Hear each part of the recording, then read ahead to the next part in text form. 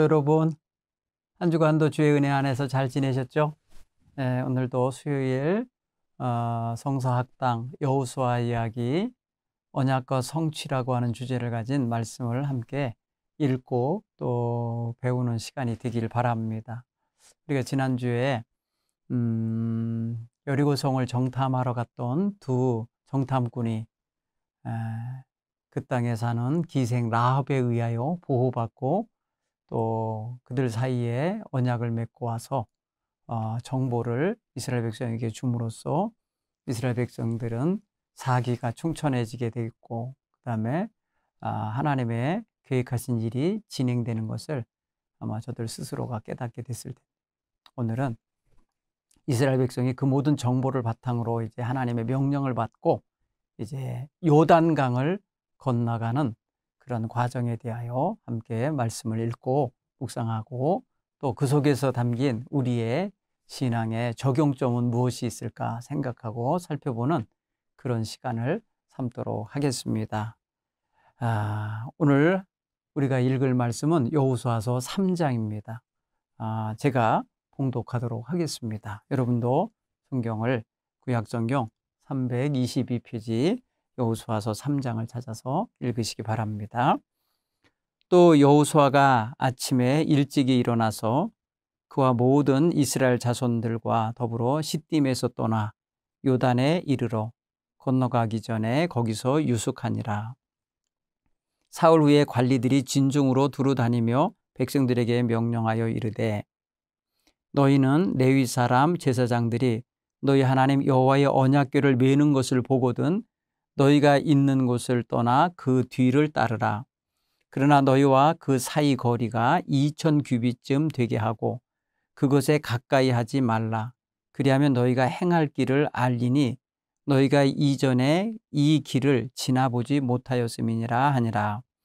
여호수아가 또 백성에게 이르되, 너희는 자신을 성결하게 하라. 여호와께서 내일 너희 가운데 기이한 일을 행하시리라. 여호수아가 또 제사장들에게 말하여 이르되, 언약궤를 메고 백성 앞에서 건너라 하매 곧 언약궤를 메고 백성들 앞에서 나아가니라. 여호와께서 여호수아에게 이르시되, 내가 오늘 시작하여 너를 온 이스라엘 목전에서 크게 하여 내가 모세와 함께 있었던 것 같이 너와 함께 있는 것을 그들이 알게 하리라. 너는 언약궤를 맨 제사장들에게 명령하여 이르기를, 너희가 요단 물가에 이르거든 요단에 들어서라 하라. 여호수아가 이스라엘 자손에게 이르되, 이리 와서 너희의 하나님 여호와의 말씀을 들으라 하고 또 말하되, 살아계신 하나님이 너희 가운데 계시사 가나안 족속과 헷 족속과 히위 족속과 브리스 족속과 기르가스 족속과 아모리 족속과 여부스 족속을 너희 앞에서 반드시 쫓아내실 줄을 이것으로 너희가 알리라. 보라, 온 땅에 주의 언약궤가 너희 앞에서 요단을 건너가나니 이제 이스라엘 지파 중에서 각 지파에 한 사람씩 12명을 택하라. 온 땅의 주 여호와의 궤를 맨 제사장들의 발바닥이 요단물을 밟고 멈추면 요단물 곧 그 위에서부터 흘러내리던 물이 끊어지고 한 곳에 쌓여서리라. 백성이 요단을 건너려고 자기들의 장막을 떠날 때에 제사장들은 언약궤를 메고 백성 앞에서 나아가니라. 요단이 곡식 거두는 시기에는 항상 언덕에 넘치더라. 궤를 맨 자들이 요단에 이르며 궤를 맨 제사장들의 발이 물가에 잠기자 곧 위에서부터 흘러내리던 물이 그쳐서 사르단에 가까운 매우 멀리 있는 아담 성읍 변두리에 일어나 한 곳에 쌓이고 아라바의 바다 염해로 향하여 흘러가는 물은 온전히 끊어지매 백성이 여리고 앞으로 바로 건널세. 여호와의 언약궤를 맨 제사장들은 요단 가운데 마른 땅에 굳게 섰고 그 모든 백성이 요단을 건너기를 마칠 때까지 모든 이스라엘은 그 마른 땅으로 건너갔더라. 아멘. 사랑하는 성도 여러분, 오늘 이 말씀 속에는 하나님께서 이스라엘 백성들의 절대적인 순종과 또 그들의 성결한 마음가짐에 대하여 받으시고 또 하나님의 인도하시고자 하시는 계획대로 요단강을 건너가는 그런 상황을 만들어 주고 계신 것을 알 수 있어요. 오늘 여러분 본문의 말씀에 이렇게 구조를 좀 보시면은 덩어리가 보일 겁니다. 커다란 덩어리가 보이는데 먼저 1절부터 6절까지를 보면은 백성들로 하여금 1차 이동을 시키는데 시딤에서 요단 강가로 이동시켜요. 그래서 그곳에서 3일간을 유숙하게 하는 거 있어요. 준비 기간이죠. 그리고 이제 언약궤를 이제 메는 제사장들에 의해서 이제 메고 출발하는 모습을 볼 때에 백성들도 그것을 보고 뒤따르라고 지시하며 그 거리를 2000규빗을 유지하라고 그렇게 얘기해 줍니다. 그리고 7절부터 13절까지를 보면은 여호수아가 이제 하나님께로부터 받은 말씀이 하나 있는데 이제 하나님께서 오늘부터 내가 너를 백성들 앞에서 큰 자가 되게 하겠다. 아주 큰 인물로 또 지도자로 세우겠다 하시는 말씀을 하셔요. 여호와 하나님이 함께 해주시는 종인 것을 증명해 주시겠다는 거예요. 그게 바로 요단 강물이 멈춰서고 그 요단강을 건너가게 되는 그런 상황을 경험하게 함으로써 하나님께서 여호수아를 통하여 큰 일을 하시는 분임을 드러내 주시겠다 이렇게 말해 주고 있습니다. 그리고 14절로 17절까지는 요단 강물이 당시에 곡식 거둘 즈음인데 그 요단강 상태가 어떤 상태냐? 아주 물이 넘쳐 흐르는 때였다는 거야. 뚝방까지 넘치고 있는 그런 때인데 제사장들이 그 땅에 그 요단 강물에 발을 잠그자 그것이 저 위에 사르단 가까운 곳 멀리 있는 곳에서부터 아담성어 변두리에 한 곳에 이렇게 물이 모여지게 되는 상황을 말해주고 아라바에서 저 염해 쪽을 염해라는 것은 사해 바다거든요. 그쪽으로 흘러내려가는 물이 끊어졌다라는 것을 말해주고 이스라엘 백성들은 그곳으로 마른 땅처럼 이제 건너가게 됐다. 이렇게 이야기해 주는 장면입니다. 그러니까 세 가지 이야기를 통해서 오늘 함께 하나님께서 주시는 말씀을 나누도록 하겠습니다. 먼저 여러분 오늘 본문을 통해서 우리는 믿음으로 하나님 앞에 서지 않으면 하나님의 인도함을 받을 수 없다는 것을 먼저 하나 배우시기 바라고 하나님의 하시는 이 일에 동참하는 백성은 성결한 자세, 거룩한 믿음의 자세를 가지고 따를 때에 하나님의 놀라운 기적과 이적을 경험하는 계기를 얻게 된다는 것도 함께 얻게 되기 바랍니다. 특별히 이 이야기를 우리가 공부할 때는 출애굽기 14장 이후에 있는 14장에 보면 무슨 이야기가 나옵니까? 이스라엘 백성이 홍해를 건너는 이야기가 나오는데 이 장면과 이렇게 오버랩이 된다랄까요? 그림이 서로 맞물려 있다는 걸 알 수 있어요.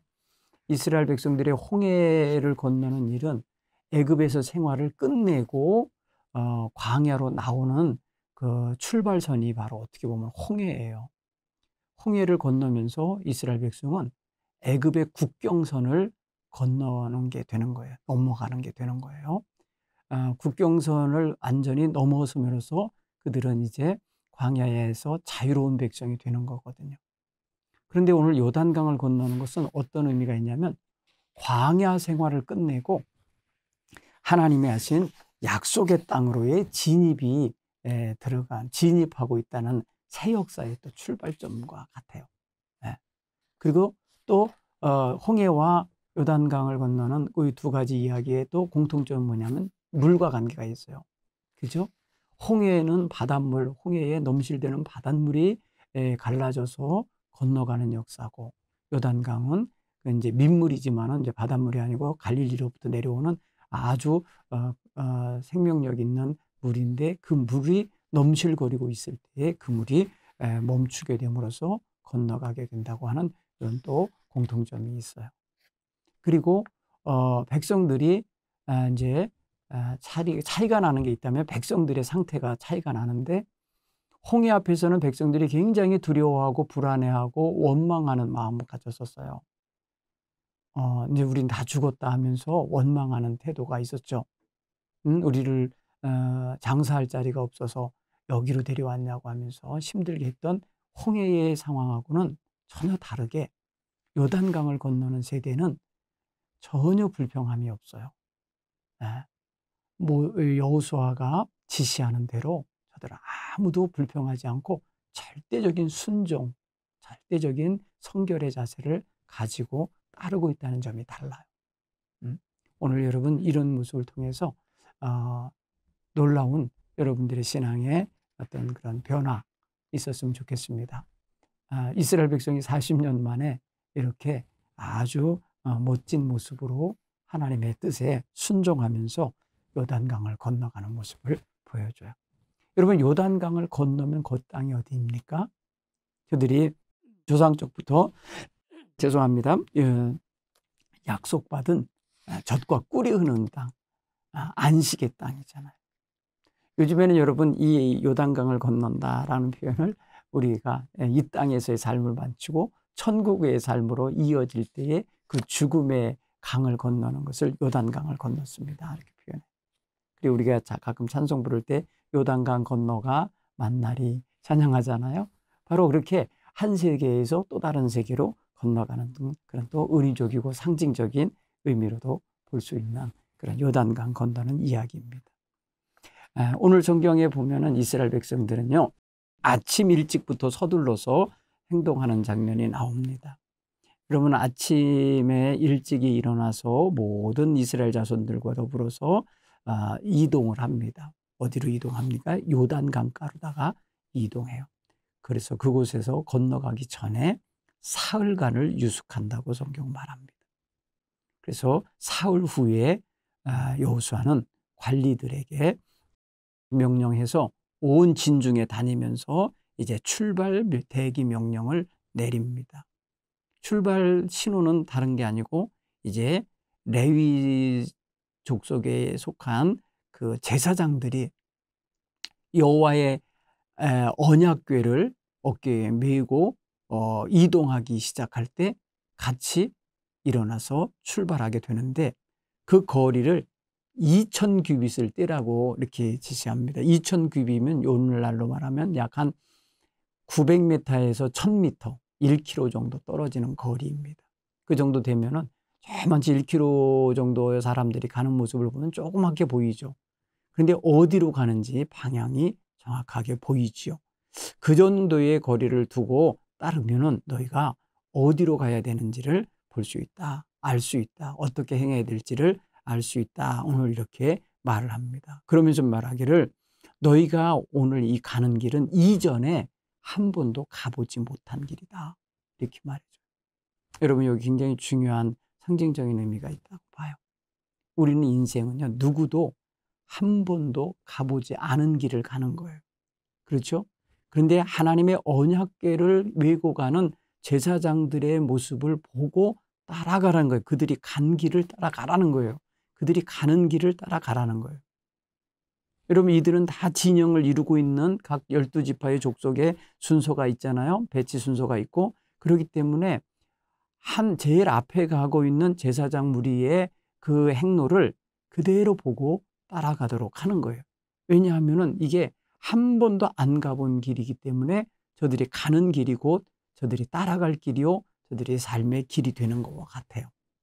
오늘날 우리가 하나님의 말씀을 대언하고 증언하는 목회자들의 말씀 따라서 우리의 가는 길도 정하고 결정도 하고 이렇게 행동하잖아요. 그런 것을 볼 때 너무너무 잘 적용될 수 있는 말씀이라고 이렇게 여겨집니다.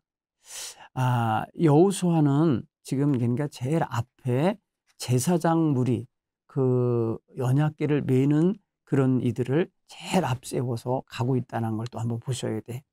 군사들을 먼저 보내고 있질 않아요. 각 지파에 막 날랜 용사들을 무슨 뭐에 이렇게 보내지 않아요. 오늘 성경 보면은 저들을 한 번도 안 가본 그 길을 하나님의 언약궤가 제일 앞을 가게 하고 있다는 거예요. 이게 무슨 의미겠어요? 하나님의 인도하심을 상징하고 의미하는 거 아니겠어요? 그렇죠? 하나님의 언약궤는 하나님의 임재를 상징하는 눈에 보이는 표징물이에요. 그래서 그곳에 하나님께서 언약의 돌판을 그 언약궤 안에 넣게 하셨잖아요. 그리고 만나 항아리 거기 넣게 했잖아요. 아론의 쌍난 지팡이 함께 그 곁에 있게 했잖아요. 뭐예요? 다 하나님의 임재, 도우심, 공급하심, 인정하심이 거기에 담겨 있고, 그 위에 속죄소라 하여서 하나님의 임재를 상징하는 그 그룹, 천사 그룹의 모양이 이렇게 덮여져 있었단 말이죠. 이것이 앞에 가고 있다는 그 자체가 바로 저들을 늘 인도하시는 하나님의 임재를 상징해요. 여러분, 광야를 건너올 때 저들이 어떻게 했나요? 여러분, 시내산까지 올 때까지 저들의 낮에는 구름 기둥, 밤에는 불 기둥이 저들의 가는 길을 인도했다고 그랬어요. 하나님의 임재요, 돌보심이요, 보호하심을 상징해요. 그리고 시내산에서 성막을 만들고 법궤를 만든 이유는 항상 이제 뭐가 앞서가냐? 바로 모세를 필두로 하는 그 언약궤를 맨 이들이 항상 앞서가서 백성들 전체가 진을 칠 곳을 찾았다는 거예요. 오늘 여기서도 연속적으로 이어지는 전통이 바로 언약궤를 맨 제사장 그룹이 제일 앞에 간다는 거죠. 그로 인해서 그 뒤에 백성들이 따라가는 거예요. 이 모습을 한번 상징적으로 한번 이렇게 상상도 해보시고 상징적인 의미도 한번 생각해 볼 필요가 있어요. 하나님의 말씀 공동체, 하나님 말씀을 따라 살아가야 될 하나님 백성이 무엇을 중심으로 이동하고 움직여야 되는지를 말해주는 거예요. 그렇죠? 그런 면에서 오늘 1절부터 6절까지의 이 명령과 지시 속에 방향성도 보이고 또 행동의 어떤 방식이 따라야 되는지도 보여주고 있다는 것을 알 수가 있습니다. 이스라엘 백성들이 자기 자신을 성결하게 하고 성결한 마음과 몸을 가지고 법궤를 따라가는 형태가 된 거예요. 그죠? 제사장 무리가 인도하는 대로 나아가는 것을 보고 가는 거예요. 여러분, 이것이 우리가 이제 가나안 땅 가까이 왔구나, 빨리 가서 차지하자 해갖고 뭐 중구난방으로 막 아무 주파나 마구 그냥 뛰어가서 먼저 차지하려고 이러는 게 아니라는 걸 알 수 있어요. 굉장히 질서 있게, 그리고 하나님의 속도에 맞춰서 가는 거예요. 그렇죠? 여러분, 강을 건너는데도 그게 강이 길니까 아무 데서나 건널 수도 있을 것 같잖아요. 그렇지 않아요. 오늘 성경 보면은 언약궤를 맨 제사장들이 먼저 도착해서 먼저 발을 그 요단강 물에 댐으로 들어가서 거기에 멈춰 섬으로써 열리는 길, 그 길로 가는 거예요. 헤엄쳐 건너는 거 아니고요. 막 배 타고 건너는 거 아니고요. 뭐 뗏목 타고 건너는 거 아니에요. 그렇죠? 여호와의 제사장들이 먼저 가서 발을 디딤으로써 갈라진 그 요단강 마른 땅으로 백성들이 건너가게 되는 거예요. 여러분, 이스라엘 백성들은요, 이런 모습에 있어서 그 3일 동안 준비하고 있는 기간 동안에 뭘 준비해야 되냐? 몸도 깨끗하게 씻어서 준비하고, 옷도 깨끗하게 갈아입어서 하고, 또 부부들은요, 남자가 여자가 가까이 하지 않고 성결함을 지켰어요. 이게 이스라엘 백성들이 성결함을 지키는 방식이에요. 출애굽기 19장에 10절 15절의 말씀을 보면 너희는 성결함을 성결하게 하라 할 때에 바로 이런 형식의 내용이 있거든요. 그리고 여호와 언약궤를 집중해야 돼요. 언약궤의 이동에 관심을 가져야 돼요. 어느 시점에 어느 방향으로 이동하는지를 보고 그것을 따라서 행동해야 되기 때문에 모든 백성의 초점은 어디로 향하게 되어 있냐? 바로 제사장 무리가 메고 가는 언약궤의 향방에 관심을 가져야 된다는 거죠. 여러분 보세요. 이스라엘 백성들이 가나안 땅, 약속의 땅, 꿈에 그리던 땅, 그 다음에 수백 년 동안 저들에게 기다려졌던 그 땅을 눈앞에 두고 있을 때에 저들이 무분별하게, 무질서하게 그냥 자기네들 방식대로 마구잡이로 건너가는 게 아니고 아주 질서정연하게 줄 맞춰서 들어가고 있는 장면을 한번 좀 보시라고. 멋있는 절제된 모습이요, 하나님 백성의 다스려져 있는 모습이라는 걸 알 수 있어요. 홍해 앞에 올 때까지 그들은 그러지 못했어요. 홍해를 건널 때도 그들은요, 무조건 건넜던 거예요. 빨리 건너야만 살아난다고 쫓기는 입장이었어요. 지금은요, 쫓기는 입장이 아니에요. 누구도 그 뒤에 와서 이스라엘 백성을 괴롭히는 자들이 없어요. 그러니까 배후가 안전해요. 그리고 앞에는 어떻다 그랬어요? 정탐꾼들이 와서 전해줬잖아요. 앞에 있는 백성들은 다 간담이 녹아내려 있고 두려움에 떨고 있고, 그리고 정신을 잃어버리는 그런 지경에 있는 백성들, 여리고 백성들이 있는 그곳으로 가는 거잖아요. 그렇기 때문에 저들은 굉장히 절제되고 아주 안정적인 모습으로 이동하는 것을 볼 수가 있습니다.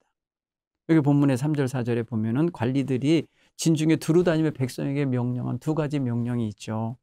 첫째는 제사장들이 언약궤를 메는 것을 보면 그들의 뒤를 따라라 라고 하는 명령. 두 번째는 언약궤와 백성들 거리는 2000 규빗이 되도록 그 거리를 유지해라. 거리를 유지하는. 여러분, 급하다고 막 뛰어갈 수가 없는 거죠. 네. 그런 모습에서 보면은 이게 굉장히 보면은 편안한 거리예요. 편안한 거리고, 그 다음에 그것에 대하여 저들이 범접할 수 없는 또 어떤 경외함의 거리예요. 그리고 저들에게 있어서 그 일정한 거리를 유지함으로 말미암아 하나님 앞에 서는 자세, 거룩하신 하나님 앞에 너무 함부로 가까이 가지 않는 그런 자세도 거기서 익혀질 수가 있어요. 또한 일정한 거리를 두고 따르라는 거에는 또 이스라엘 백성들이 앞으로 가나안 땅에 들어가서 또 갖춰야 될 어떤 그런 신앙적인 자세도 암시되어 있다고 볼 수 있을 것입니다. 자, 그 다음에 여호수아가 이스라엘 백성들에게 가나안 땅을 건너가는 방식에 대하여 말을 한 게 있어요. 오늘 본문의 13절을 한번 볼까요? 온 땅에 주 여호와의 궤를 맨 제사장들의 발바닥이 요단 물을 밟고 멈추면 요단 물 곧 위에서부터 흘러내리던 물이 끊어지고 한 곳에 쌓여 서리라. 그때의 백성들로 하여금 어떻게 했어요? 그러면 그 제사장들이 서 있는 그 땅, 그곳 끊어져서 마른 땅이 되는 그곳으로 건너가라는 것이죠. 자, 그러니까 17절에 보면은 여호와의 언약궤를 맨 제사장들은 요단강 가운데 마른 땅에 굳게 섰고 모든 백성이 요단을 건너기를 마칠 때까지 모든 이스라엘은 그 마른 땅으로 건너갔더라. 그렇게 되어 있어요. 그렇죠? 여기 이게 보면은 바로 강물이 멈추고 이스라엘 백성이 건너가기에 적절하게 마른 땅이 돼서 그곳으로 건너갔다라고 말씀하고 있는 거죠. 자, 여기에 이스라엘 백성들의 자세 가운데 특히 제사장들의 자세를 한번 상상하고 생각을 해보셔야 될 게 하나 있어요. 저들이 그곳에 먼저 왔잖아요. 1km 뒤에 백성들이 따라오고 있고 자기네들이 먼저 왔잖아요.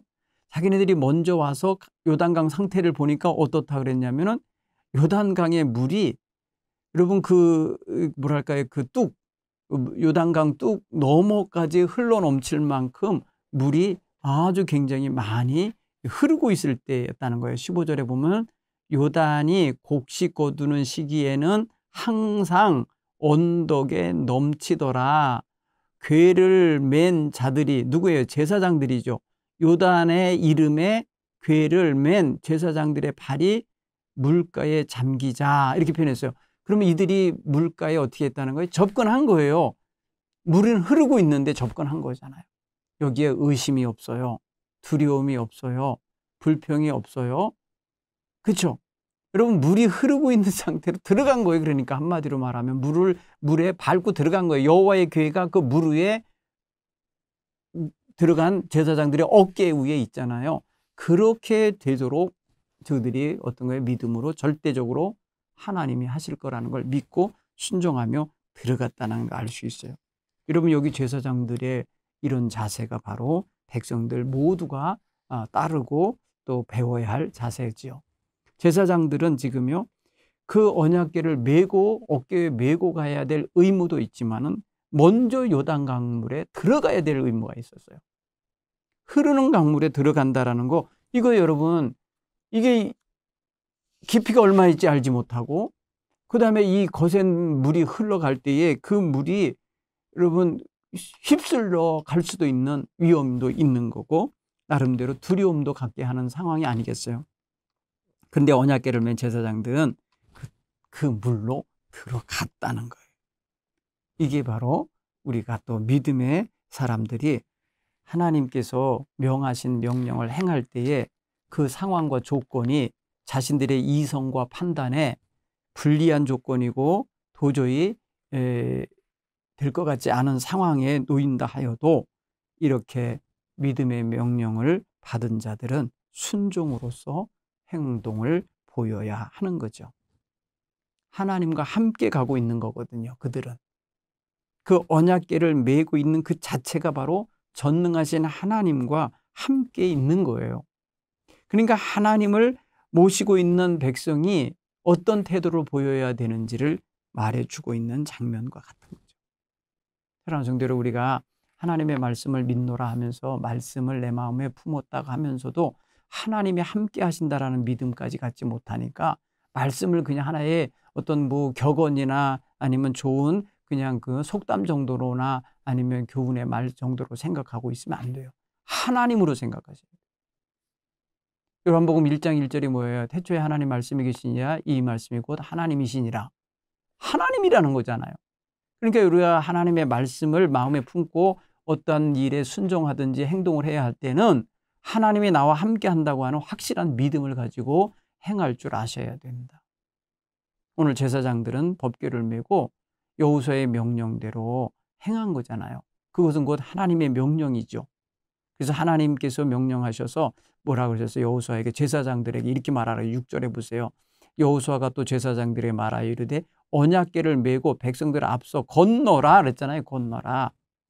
그럴 때에 백성들이 그 건너가는 그러니까 물의 일정 부분까지 들어가는 건너가는 행동을 보면서 백성들이 앞서가는 그들의 모습을 2000규빗 떨어진 곳에서 보잖아요. 보인다고요. 그러면 그것이 저들에게는 얼마나 놀라운, 저 제사장님들이 저렇게 하시는구나 이렇게 보겠죠. 그런데 그들이 가서 서자 물이 끊어지는 모습이 보이잖아요. 지금. 그죠? 위에서 오던 물이 딱 멈춰서는 것을 보았을 때 백성들이 얼마나 놀라운 경험을 하는 겁니까? 그렇기 때문에 그들은 모두가 다 얼마나 하나님의 함께 하심을 눈으로 확인하면서 기쁨으로 건넜겠는가 생각을 해볼 수 있는 거죠. 마른 땅이 드러났잖아요. 넘실대던 강물이 끊어지고 마른 땅이 드러나는 그런 자리에 지금 제사장들이 서 있는 거 아닙니까? 법궤가 서 있는 거 아닙니까? 그런 모습을 저들이 보여주고 있다라는 것을 알 수가 있습니다. 여기서 지금 제사장들의 믿음의 순종이 백성들 모두에게 본이 되고 있다는 걸 우리가 알 수가 있습니다. 그리고 또 우리 사랑하는 성도 여러분, 이 요단강을 건너가는 그 자체가 또 뭐와 같으냐면요, 우리가 세상살이에서 지치고, 이들에게는 광야 생활의 지침이죠. 광야에 피곤하고 지치고 내지는 뭐예요? 아무 소망도 없는 것 같은 그런 메마른 땅에서의 삶이 끝나고 젖과 꿀이 흐르는 아름다운 목초지가 있고 농사할 수 있는 땅이 있고 샘이 있고 모든 과일이 있고 하는 이런 곳으로 들어가니까 얼마나 이게 행복한 길로의 행복한 땅으로의 진입입니까? 그렇죠? 메마른 사막, 그 모래바람 나고 그냥 춥고 더운 것이 격한 그런 땅을 뒤로 하고 지금 앞에 정말 아름답고 복된 땅으로의 진입이에요. 이게 여러분 저들에게 있어서 뭐예요? 어마어마한 중요한 의미가 있는 거예요. 왜 그런가 보세요. 조상들에게 조상들이 살던 때에 약속하셨던 땅이 지금 한참 후대인 자기들의 발바닥에서 그것이 밝혀지면서 체험하는 시간 아니겠어요? 얼마나 뭐랄까요? 그냥 전율이 느껴지는 그런 순간이었겠습니까? 그런 면에서 볼 때에 요단강물이 끊어져서 저들이 그 마른 땅으로 건너갈 때에 저들은 지금 성경에는 이 행간에 읽어야 되죠. 백성들이 뭐라고 했을지, 뭐라고 탄복하고, 뭐라고 찬양하고, 뭐라고 고백했을지 느껴지지 않습니까? 여러분, 마치 이 일이 조용하게 지금 뭐 그 많은 수백 몇 명이 건너간 것처럼 되어 있지만 어찌 그렇겠어요. 놀라운 일이었음을 저들이 고백했을 게 뻔하다는 걸 알 수 있습니다. 따라서 오늘 우리가 하나님의 말씀이 나의 삶 속에서 이루어지는 그 순간, 야, 하나님께서 약속하신 대로 이루시고 계시구나라는 걸 이게 아주 절절하게 경험할 수 있는 이러한 기회들이 우리의 삶 속에도 늘 주어지게 되기를 간절히 바랍니다. 거기에 이루어지고 있는 그 상황 속에서 제사장들이 하나님의 말씀대로 여호수아의 명령대로 순종하고 언약궤를 메고 하나님의 임재의 상징물인 그 언약궤를 메고 두려움 없이 강물에 들어갔을 때에 이루어지고 있는 이 놀라운 체험을 한번 경험해 보시길 바랍니다. 홍해를 건널 때는 저들이 정말 원망하고 불평하던 이유였어요. 그러나 그들이 건너와서 출애굽기 15장 보면 찬양하잖아요. 여러분, 성경에는 그들이 요단강 건너가서 정말 어떤 일을 했는지를 이제 4장 가서 읽어보면은 나오지만 차원이 또 다른 새로운 일을 하고 있다는 걸 알 수가 있습니다.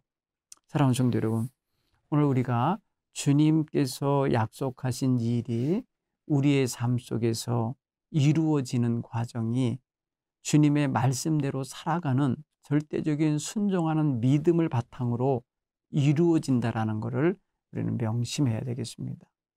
내가 아무렇지 않게 아무렇게나 살고 내 멋대로 살고 그러면서 하나님이 약속한 대로 내 삶 속에 되기를 바라서는 안 돼요.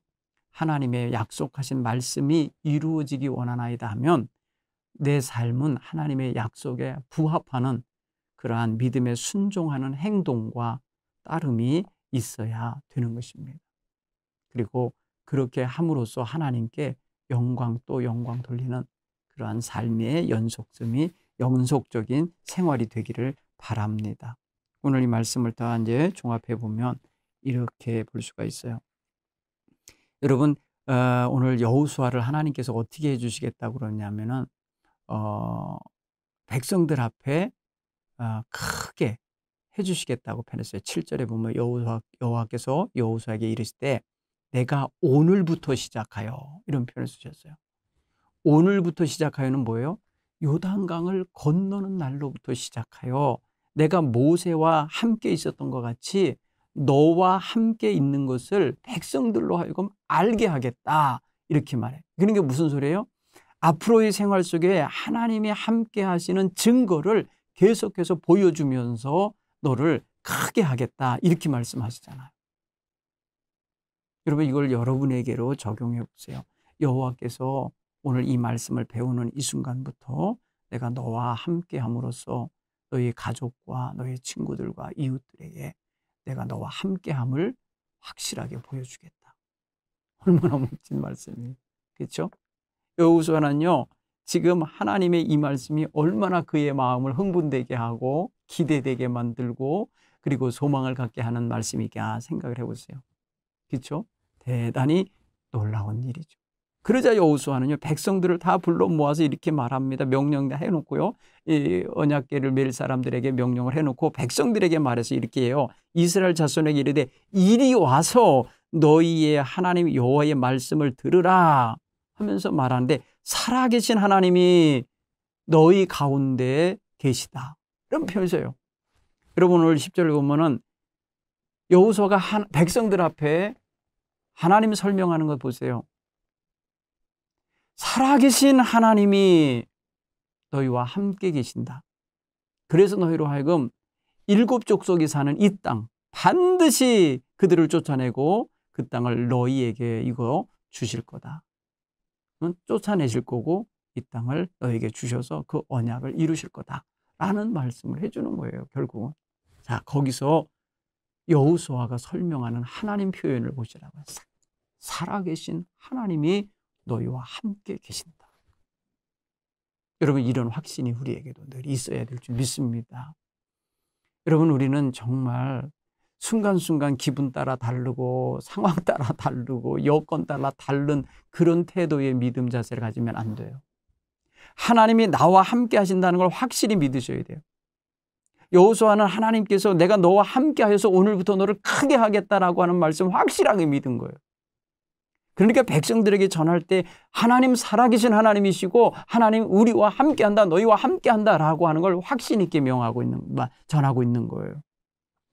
여러분, 이게 우리에게 다 똑같이 그대로 공유되는 믿음의 자세가 되어야 될 줄 믿습니다. 여러분, 여호수아가 무슨 빼어난 무슨 남다른 그런 인물은 아니잖아요.